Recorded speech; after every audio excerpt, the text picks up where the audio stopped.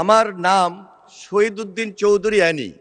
উদ্দিনে রস্বীকার দীর্ঘিকার হবে মাননীয় স্পিকার। দীর্ঘইকার দীর্ঘিকার হবে মাননীয় speaker. What is in a name? গোলাপকে যেই নামেই ডাকা হয় সুগন্ধ তো থাকবেই। এ ব্যাপারে আমি আপনার দৃষ্টি আকর্ষণ করছি মাননীয় স্পিকার। মাননীয় স্পিকার, আমি একটু কারেকশন দিতে চাই। প্রথমত আমরা লক্ষ্য করছি যে যেই মাননীয় সংসদ সদস্য প্রশ্নটি উত্থাপন করেন সংসদের রেওয়াজ অনুযায়ী বলতে হবে যে তারকা চিহ্নিত প্রশ্নটি আমি উত্থাপন করলাম। পুরা প্রশ্ন যদি আমি পড়ি তাহলে কিন্তু অনেক সময় লেগে যায়। সুতরাং আমি আপনার দৃষ্টি আকর্ষণ করছি এই ব্যাপারে রেওয়াজ অনুযায়ী একটা কারেকশন দিবেন মাননীয় স্পিকার। ধন্যবাদ মাননীয় মন্ত্রী। আপনি যে বানান বিভ্রাটের কথা বলেছেন, ক্যাবিনেট ডিভিশন থেকে রস্বীকার দিয়ে আপনার নামের তালিকা এখানে পাঠানো হয়েছে। এনিওয়ে, আমরা উই স্ট্যান্ড কারেক্টেড। এরপর থেকে আমি সংসদ সচিবালয়কে নির্দেশ দিচ্ছি যাতে তার নামটি সঠিকভাবে তিনি যেভাবে চেয়েছেন সেভাবে যেন লিখিত করা হয়।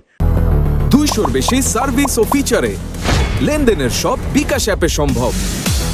পুরা প্রশ্ন পড়ার কোনো সুযোগ নাই মাননীয় স্পিকার। তারকা চিহ্নিত প্রশ্নটি উত্থাপন করলাম, এটা হলো রেওয়াজ সংসদের। মাননীয় মন্ত্রী, আপনি যেটা বলেছেন সেটাও সঠিক। অনেক সংসদে আমি দেখেছি প্রশ্নকারী সদস্য দাঁড়িয়ে শুধু বলেন তারকা চিহ্নিত প্রশ্ন 130, দ্যাটস এনাফ। জি, তবে তিনি চাইলে 2 লাইনের প্রশ্ন তার নির্বাচনী এলাকার জনগণও শুনছে, সেই জন্য তাকে সুযোগ দেওয়া যায়। সময় কিন্তু অনেক সাশ্রয়। আপনি উত্তর দেন। মাননীয় স্পিকার, আরেকটি কারেকশন। এখানে আমার নাম Shahid Uddin Chowdhury Annie.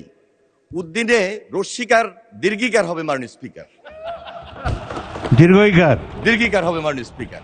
What is in a name? গোলাপকে যেই নামেই ডাকা হয় সুগন্ধ তো থাকবেই।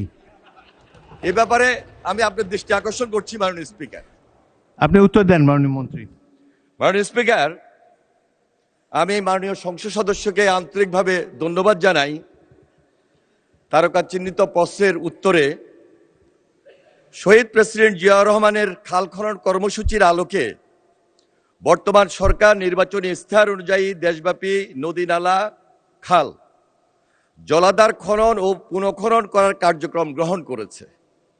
উক্ত কার্যক্রমের প্রধান লক্ষ্য হল গ্রামীণ অর্থনীতির মাধ্যমে দেশের কৃষি ব্যবস্থার উন্নয়ন সাধন করা। মাননীয় স্পিকার, উক্ত কর্মসূচির মাধ্যমে দেশের সকল জেলার নদ নদী ও খাল বিলের নাব্যতা পুনরুদ্ধার হবে, পানি ধারণ ক্ষমতা বৃদ্ধি পাবে, বন্যা নিয়ন্ত্রণে সহায়তা করবে, কৃষি উৎপাদন বৃদ্ধি পাবে এবং সেচ ব্যবস্থার উন্নয়ন ঘটবে।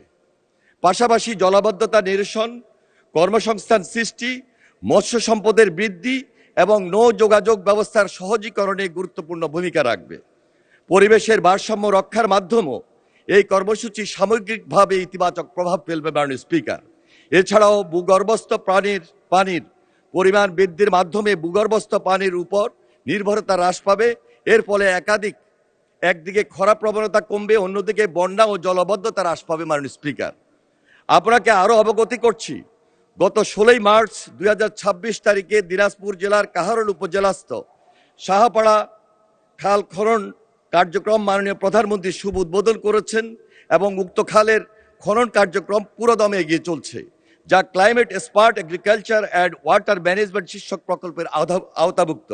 এছাড়া পানি সম্পদ মন্ত্রণালয়ের আওতাধীন দেশব্যাপী নদী নালা খাল জলাধার খনন ও পুনঃখনন শীর্ষক প্রকল্প গ্রহণের বিষয়টি প্রক্রিয়াধীন রয়েছে। উক্ত প্রকল্পের আওতায় দিনাজপুর জেলার জনগুরুত্বপূর্ণ খালসমূহ অন্তর্ভুক্ত করা হবে। মাননীয় স্পিকার, আপনাকে ধন্যবাদ। ধন্যবাদ মাননীয় মন্ত্রী। আপনি যে বানান বিভ্রাটের কথা বলেছেন, ক্যাবিনেট ডিভিশন থেকে রস্বীকার দিয়ে আপনার নামের তালিকা এখানে পাঠানো হয়েছে। এনিওয়ে, আমরা উই স্ট্যান্ড কারেক্টেড। এরপর থেকে আমি সংসদ সচিবালয়কে নির্দেশ দিচ্ছি যাতে তার নামটি সঠিকভাবে তিনি যেভাবে চেয়েছেন সেভাবে যেন লিখিত করা হয়।